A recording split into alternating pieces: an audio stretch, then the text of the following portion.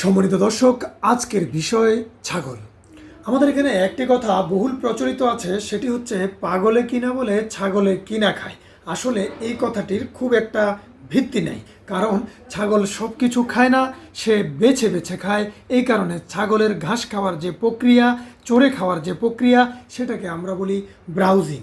আর গরুর যে ঘাস খাওয়ার প্রক্রিয়া, চড়ে খাওয়ার যে প্রক্রিয়া, সেটাকে বলে গ্রেজিং।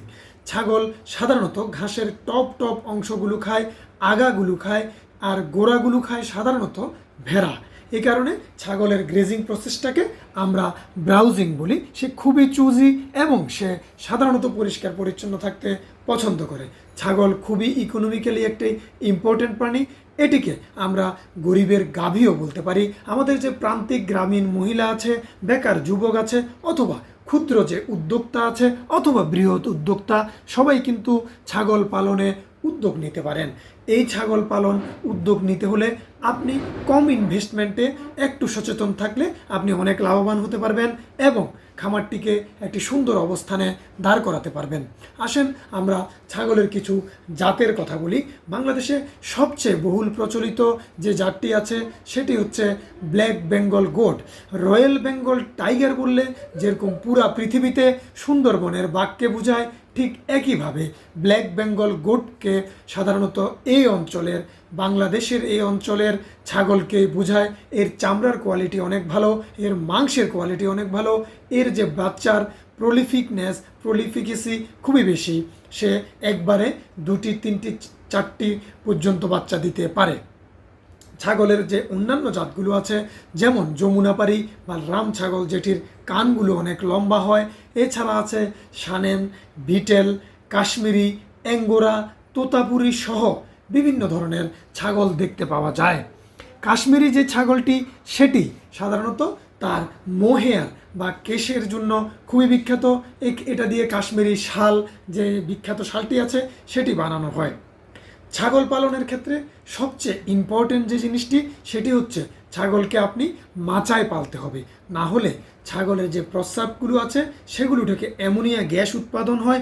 অ্যামোনিয়া গ্যাস উৎপাদন হয়ে সেটি যদি তাদের নাকে লাগে তাহলে একটি ঝাঁঝালো পরিবেশ সৃষ্টি হয় এবং এটি তাদের নিউমোনিয়া সৃষ্টির জন্য অনেকভাবে দায়ী এবং এক্ষেত্রে ছাগলের মৃত্যু পর্যন্ত ঘটতে পারে। এক্ষেত্রে আমরা বলি মাটি থেকে কমপক্ষে 2 থেকে 3 ফুট উপরে মাচা করে ছাগল পাললে আপনি অনেক লাভবান হতে পারবেন। এটি খুবই ক্রুশিয়াল একটি পয়েন্ট। এছাড়া ছাগল পালনের জন্য আপনাকে ঘাস চাষ করতে হবে।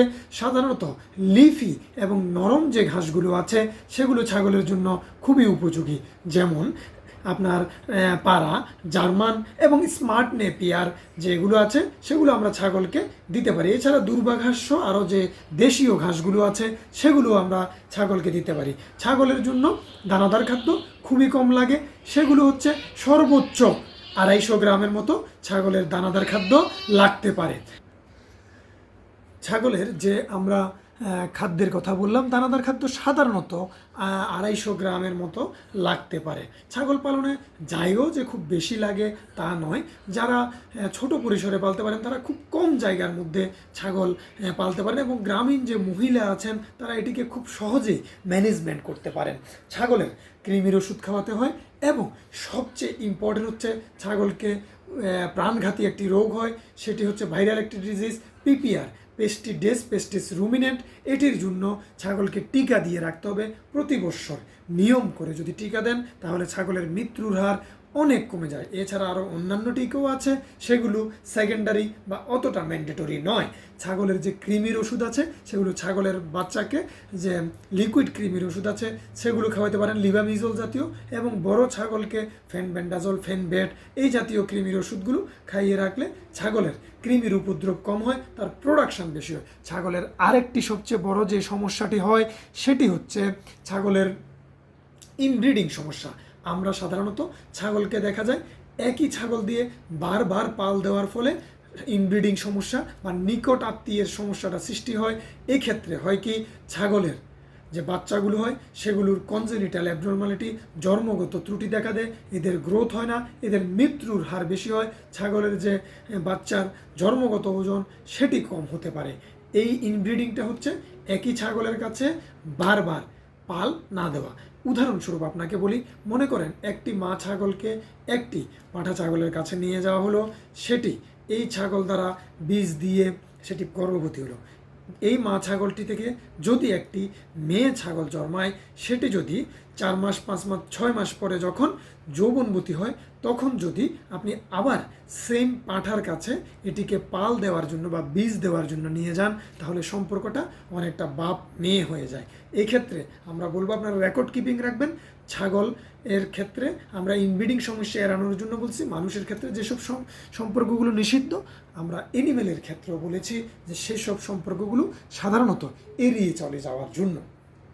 এখন আসেন ছাগলের যে আপনার বাসস্থান, মার্কেটিংয়ের কথা বললাম, এবং ছাগলের যে মাংস, এখানে একটা ইন্টারেস্টিং কথা আছে।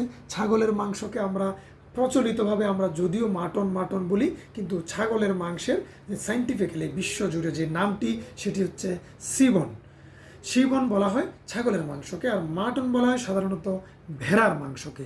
এই জিনিসটি আমরা খেয়াল রাখবো।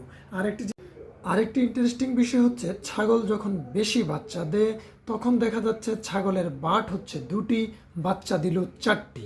তাহলে এই ক্ষেত্রে হয় কি, ছাগলের আর 2টি বা 1টি বাচ্চা, যেটা আমরা বলি ছাগলের 3 নাম্বার বাচ্চা, 2টো বাচ্চা 2টা বাচ্চা থেকে দুধ খাবে, 3 নাম্বার বাচ্চা শুধু লাফাবে। তাহলে এই ক্ষেত্রে আমরা বলি ছাগলের বাচ্চা যদি বেশি হয়, তাদের মৃত্যুর হার কমানোর জন্য বাজারে কিছু রেডিমেড মিল্ক রিপ্লেসার পাওয়া যায়, সেগুলো আমরা প্যাকেটে নির্দেশিত নিয়ম অনুযায়ী যদি ছাগলের বাচ্চাকে খাওয়াতে পারি, তাহলে এদের মৃত্যুর হার কমে যাবে এবং আপনি ইকোনমিক্যালি অনেক গেইনার হবেন। আরেকটা জিনিস এখানে আমরা প্রায়ই লক্ষ্য করি, যেটা খুবই প্যাথেটিক, দেখা যায় ছাগলের মাংসের বা খাসির মাংসের যে দোকানগুলো আছে, সেখানে কয়েকটি ছাগলকে কেটে মাংসগুলো দেওয়া হয়েছে এবং আরও 2-3টি জীবিত ছাগলকে ওই মাংসের সামনে দাঁড় করিয়ে রাখা হয়েছে, যে পরবর্তীতে তাদেরকে জবাই করা হবে। এটা আসলে খুবই দৃষ্টিকটু এবং এটা ক্রুয়েলটি টু অ্যানিমেল অ্যাক্ট 1920-এর সরাসরি লঙ্ঘন এবং এটি শাস্তিযোগ্য একটি অপরাধ। আমরা যারা এই বিষয়ের সাথে জড়িত আছি, তারা সার্বিকভাবে আমরা বিষয়টি খেয়াল রাখবো যাতে অ্যানিমেলের প্রতি কোনো ক্রুয়েলটি না হয়, এবং আমরা অ্যানিমেল ওয়েলফেয়ার নিশ্চিত করব, এবং আমরা সবাই যারা উদ্যোক্তা হতে চান, যারা খামারি হতে চান, তাদের জন্য শুভকামনা জানাই। সবাইকে শুভরাত্রি।